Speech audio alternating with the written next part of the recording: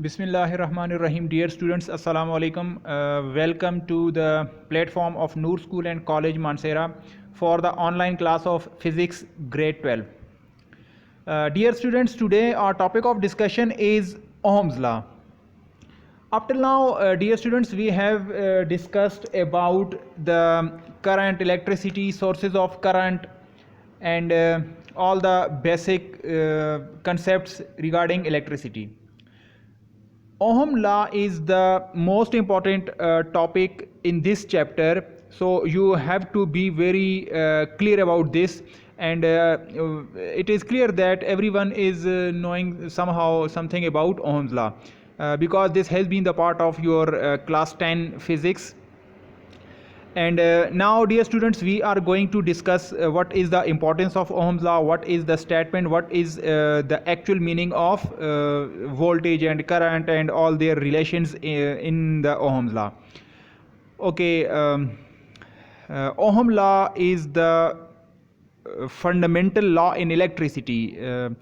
You can say that Ohm presented his very famous law which relates the voltage and current. Now, moving further, dear students, you can see that Ohm law is in fact a relation between voltage, current and resistance. Ohm law असल में तीन चीज़ों के दरमियान एक relation दिखाता है, voltage, current और रेजिस्टेंस या रेजिस्टर. देखें, we know that what is voltage, a driving force to flow the charges. Charges को फ्लो करने के लिए जो ड्राइविंग फोर्स होती है, जो चार्जेस को वायर्स में पुश करती है, आगे भेजती है, उसे वोल्टेज कहते हैं. करंट का हम जानते हैं कि the flow of charges is called current, और रेजिस्टेंस या रेजिस्टर ये एक नया कंसेप्ट है, ये आगे हम इसको समझेंगे. डियर स्टूडेंट्स, एक बात याद रखें, वोल्टेज असल में क्या चीज़ है? It is a driving force. ये एक ऐसी फोर्स होती है जो कंडक्टर के अंदर फ्री इलेक्ट्रॉन्स को आगे पुश करती है, उनको ड्रिफ्ट वेलोसिटी देती है. What is current? Current is flow of charges, या कंडक्टर की फॉर्म में हम मेटल की सूरत में हम उसको इलेक्ट्रॉन्स कहेंगे, flow of electrons. So ohm से पहले वोल्टेज और करंट का कंसेप्ट था, लेकिन वोल्टेज और करंट का एक यूनिफाइड फार्मूला नहीं था. ओहम लॉ की खुसूसियत ये है कि इसने दो अलग अलग चीज़ों को इकट्ठा करके एक फार्मूला बना दिया. इस वजह से ओहम लॉ जो है ये फंडामेंटल है, ये बिल्कुल बेसिक है, और इलेक्ट्रिसिटी की फील्ड में, करंट या इलेक्ट्रिसिटी या इलेक्ट्रोस्टैटिक, इलेक्ट्रोडायनेमिक्स में ओहम्स लॉ को बेसिक एक दर्जा हासिल है. जिस तरह मैकेनिक्स में न्यूटन लॉ फंडामेंटल है, इसी तरीके से इलेक्ट्रिसिटी में, इलेक्ट्रिकल स्टडीज़ में ओहम्स लॉ को समझना ज़रूरी है, क्योंकि ओहम लॉ फंडामेंटल है, बुनियादी है, बेसिक है. ओके, तो ये इसकी हिस्टोरिकल बैकग्राउंड है कि ओहम ने इसको 1880 में, 81 या 85 में इसको प्रेजेंट किया था. Ohm's law is a relation between voltage, current and resistor, या रेजिस्टेंस आप इसको कह दें, कि Ohm law actually voltage, current और रेजिस्टेंस के बीच में एक रिलेशन है. यानी वोल्टेज और करंट और रेजिस्टेंस का आपस में क्या ताल्लुक है, ये किस फार्मूले के ज़रिए एक दूसरे के साथ कनेक्टेड हैं. आप कुछ इंपॉर्टेंट पॉइंट्स देखें.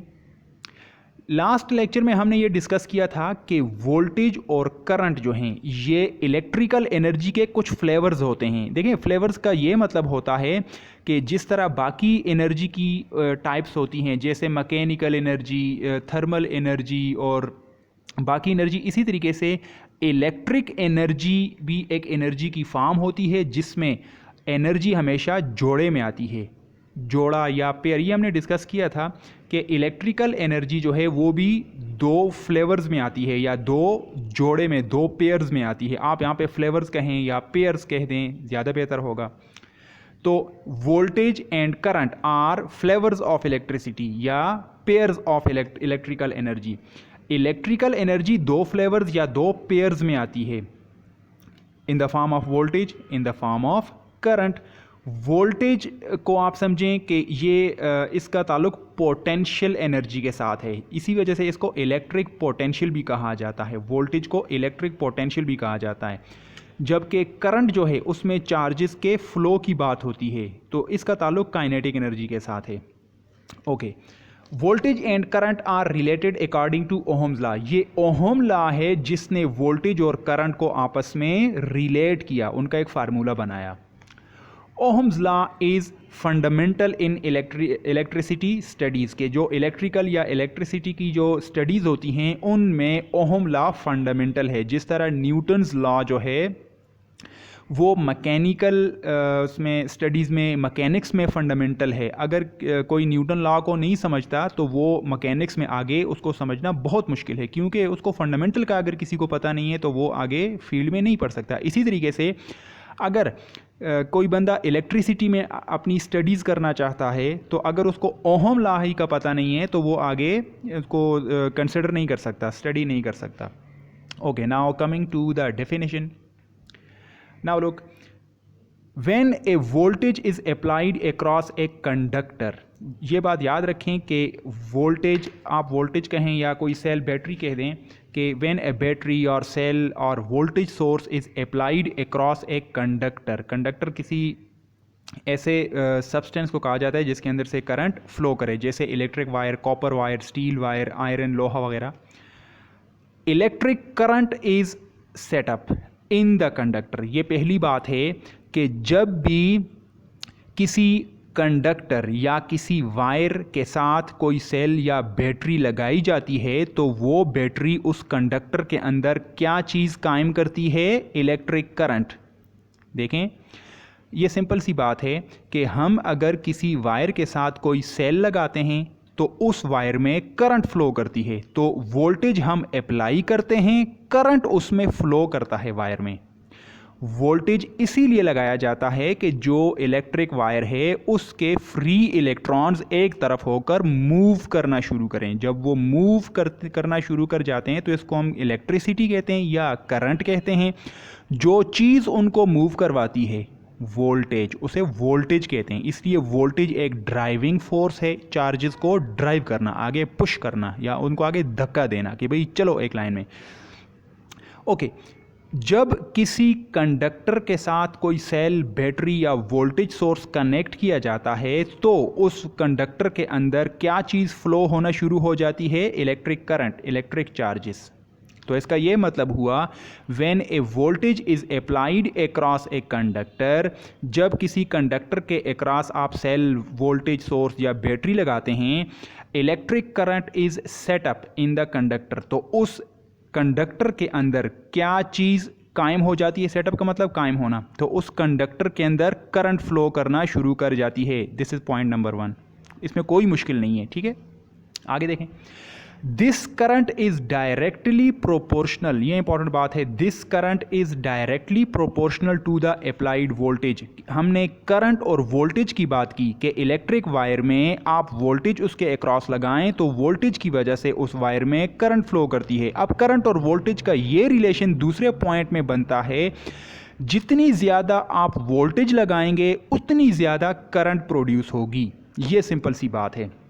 तो इसको कहते हैं डायरेक्टली प्रोपोर्शन।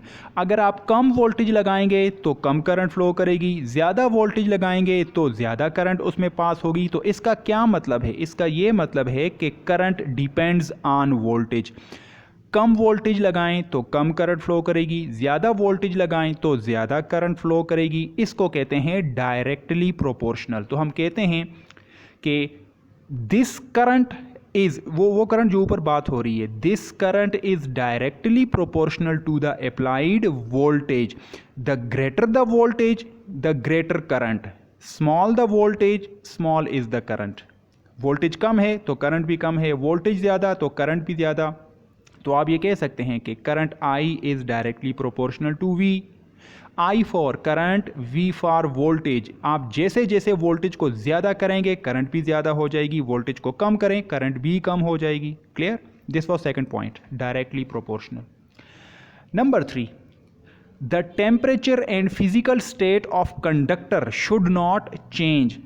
वो कंडक्टर या वो वायर या वो copper wire, electric wire, copper conductor, metal वगैरह जिसके अंदर से आप वोल्टेज लगाकर करंट को पास करवाते हैं, उसकी दो बातें चेंज नहीं होनी चाहिए। उसका टेम्परेचर सेम रहना चाहिए और उसकी फिजिकल स्टेट में फिर तीन चीज़ें आ जाती हैं, सॉलिड, लिक्विड एंड गैस।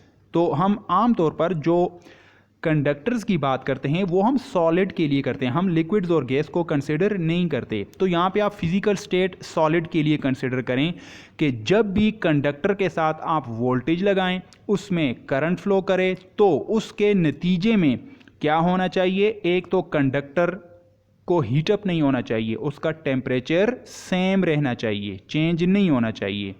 दूसरा, उस कंडक्टर की फिजिकल स्टेट भी सेम रहनी चाहिए, फिजिकल स्टेट को भी चेंज नहीं होना चाहिए। अब इसका क्या मतलब है? इसका ये मतलब है जब किसी कंडक्टर में से हम करंट को गुजारते हैं वोल्टेज लगाकर, जब हम वोल्टेज अप्लाई करते हैं, करंट उस कंडक्टर में पास होती है, तो दो बातें होनी चाहिए। उस कंडक्टर या वायर का टेम्परेचर ज़्यादा नहीं होना चाहिए और उसकी फिजिकल स्टेट चेंज नहीं होनी चाहिए। यानी अगर वो कंडक्टर कॉपर वायर है, कॉपर वायर सॉलिड होता है, तो जब तक उसके अंदर करंट गुजर रही है, एक तो उसे हीटअप नहीं होना चाहिए, यानी टेम्परेचर ज़्यादा नहीं होना चाहिए। दूसरा, उसको सॉलिड ही रहना चाहिए। ऐसा नहीं होना चाहिए कि आप वायर के अंदर से करंट गुजारें, कॉपर वायर के अंदर से, और वो गर्म होकर पिघल कर सॉलिड से क्या बन जाए, लिक्विड। तो वो उस केस में फिर ओहम लॉ वैलिड नहीं है। तो ओहम लॉ, ये हम वैलिडिटी आगे पढ़ेंगे कि ओहम लॉ की वैलिडिटी इसी चीज़ में है। ओहम लॉ उस वक्त तक वैलिड रहता है जब तक आप किसी कंडक्टर का टेम्परेचर और फिजिकल स्टेट चेंज नहीं करते। तो ये तीसरा पॉइंट भी इम्पॉर्टेंट है। ओके, नाउ डियर स्टूडेंट्स, अभी यहाँ पे एक एग्जांपल, पहले पॉइंट को हमने कहा था कि वोल्टेज और करंट वो जो डायरेक्टली प्रोपोर्शन की बात है, उसको ज़रा देखें। आप इस फिगर को देखें। इस फिगर में ये आपको एक सेल दिखाया गया है। ये जो नॉर्मल जो घरों में हम लोग रिमोट कंट्रोल में या खिलौनों में या घड़ियों में हम लोग जो सेल डालते हैं, ये एक सेल है। इस सेल के दो टर्मिनल्स होते हैं, पॉजिटिव एंड नेगेटिव। पॉजिटिव के साथ हमने एक वायर कनेक्ट की है और उस वायर के साथ हमने आगे एम्पेयर मीटर लगाया हुआ है। ये ए जो कैपिटल ए लिखा हुआ है, इस ए का मतलब है एम्पेयर मीटर, एम मीटर। अगर आपको इसका नहीं पता तो अगले चैप्टर्स में इसका जिक्र आएगा।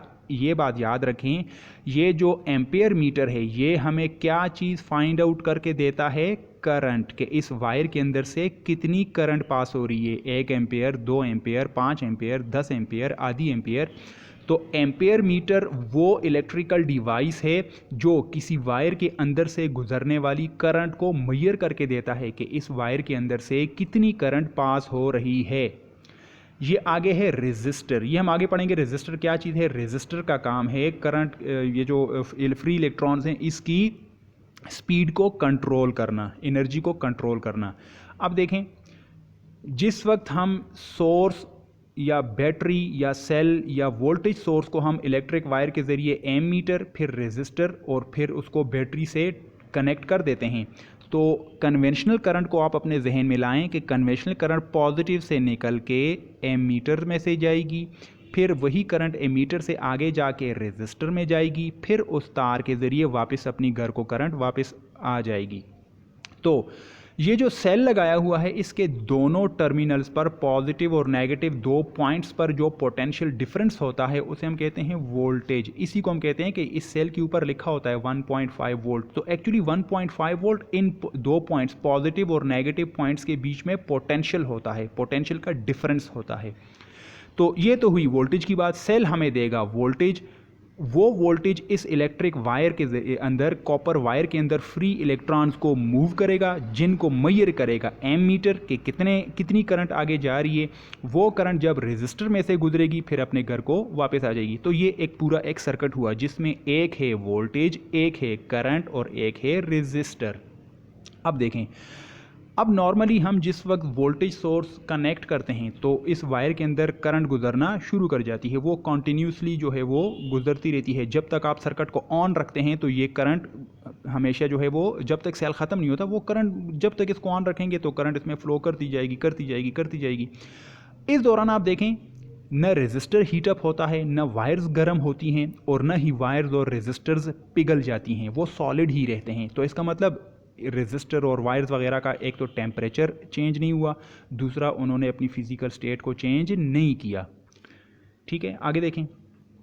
अब डायरेक्टली प्रोपोर्शन की तरफ आ जाएं, हम वोल्टेज से स्टार्ट करते हैं। ये वोल्टेज, अगर ये वोल्टेज 0 वोल्ट हो तो तार में से कितनी करंट जाएगी? 0, क्योंकि कोई वोल्टेज है ही नहीं, तो वो आगे इलेक्ट्रॉन को क्या पुश करेगा? नहीं करेगा, तो वो फ्री इलेक्ट्रॉन्स तार के अंदर ही रहेंगे, मूव नहीं करेंगे एक डायरेक्शन में।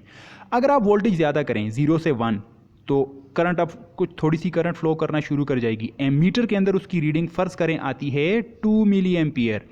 आप वोल्टेज को ज़्यादा करें, 1 से करें 2 से करें 3, 4, 5, 6, 7, 8, 9, 10, ग्रेजुअली आप जैसे जैसे वोल्टेज को ज़्यादा करेंगे तो करंट भी उसी रेट से ज़्यादा होगी। पहले 0 पर 0 थी, 1 पर 2 पर कितनी हो जाएगी? फिर 2 का फ़र्क आएगा ना, 2, 4, 6, 8, 10, 12, 14, 16, 18, 19 समथिंग लाइक दिस। ठीक है, तो इसका मतलब ये हुआ करंट किस चीज़ पर डिपेंड कर रही है? वोल्टेज पर। Current depends on voltage. जब वोल्टेज को ज़्यादा करते हैं तो करंट भी एक ख़ास रेशो से ज़्यादा होती है। क्या ये डायरेक्टली प्रोपोर्शन नहीं है? ये डायरेक्टली प्रोपोर्शन इसी को कहते हैं। नाउ मैथमेटिकल फॉर्म, इसका फार्मूला देखें। हमने ये डिस्कस किया है कि ओहम्स लॉ के लिए current is directly proportional to voltage. जैसे वोल्टेज ज़्यादा करेंगे करंट भी ज़्यादा हो जाएगी। करंट को I से रिप्रेजेंट करते हैं, वोल्टेज को V से रिप्रेजेंट करते हैं, तो I is directly proportional to V। Removing the sign of proportionality, तो इसकी जगह पे हम इज इक्वल टू का साइन लगाते हैं और यहाँ पे 1/r या डिनोमिनेटर में r एक कांस्टेंट आएगा। इसका ये मतलब हुआ I is equal to V by R. R को अगर क्रॉस मल्टीप्लाई करें I के साथ, इधर V रह जाएगा, तो V is equal to I और ये R इधर आ जाएगा, V is equal to I R। This is the mathematical form of Ohm's law. इसमें V वोल्टेज है, I करंट है और R कांस्टेंट ऑफ प्रोपोर्शनैलिटी है। इसको रेजिस्टेंस कहते हैं, ये हम आगे पढ़ेंगे। R is a constant known as resistance, इसको रेजिस्टेंस कहते हैं। एक्चुअली ये कांस्टेंट होता है। अब इस कांस्टेंट या आर का हम यूनिट निकालते हैं, unit of R, unit of resistance. According to this formula, इस फार्मूले को देखें, इस फार्मूले को यूँ लिखा जाता है V is equal to I R. अब R का आपने यूनिट निकालना है तो R को यहीं पर छोड़ें, I उसके साथ मल्टीप्लाई हो रहा है तो दूसरी साइड पर जाकर I डिवाइड हो जाएगा, तो R will be equal to V divided by I। V का यूनिट होता है वोल्ट्स, I का यूनिट होता है एम्पेयर। V फॉर वोल्टेज यानी वोल्ट्स उसका unit, I for current, current का यूनिट एम्पेयर। तो वोल्ट्स पर एम्पेयर को, वोल्ट्स डिवाइडेड बाय एम्पेयर को ओहम कहते हैं, और ये ओहम के नाम पर ही इसके यूनिट को रखा गया है, क्योंकि ओहम ने इस फार्मूले में वोल्टेज और करंट को डिफ़ाइन किया, उसको रिलेट किया, तो उसका जो कांस्टेंट आ रहा था, जो उसका यूनिट बनेगा, तो वो ओहम के नाम पे रखा गया है। जिस तरह फोर्स को न्यूटन के नाम पे उसका यूनिट लिखा जाता है, क्योंकि न्यूटन ने फोर्स को जो है वो एक्सप्लेन किया था, फिज़िक्स में इसको इंट्रोड्यूस करवाया था। इसी तरीके से एनर्जी का यूनिट जाउल है, जो जाउल ने उसके ऊपर काम किया था, हीट और वर्क पे उसने जो काम किया था एनर्जी पे, तो जाउल जो है वो एनर्जी का यूनिट जो है वो जाउल के नाम पर है।